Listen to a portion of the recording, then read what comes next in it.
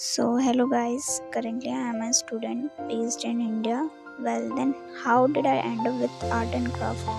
Well, when there was lockdown, I spent my most of the time with art and craft. So, from that time, I learned a lot and enjoy all the process. Now, I love to create and share all that I have learned.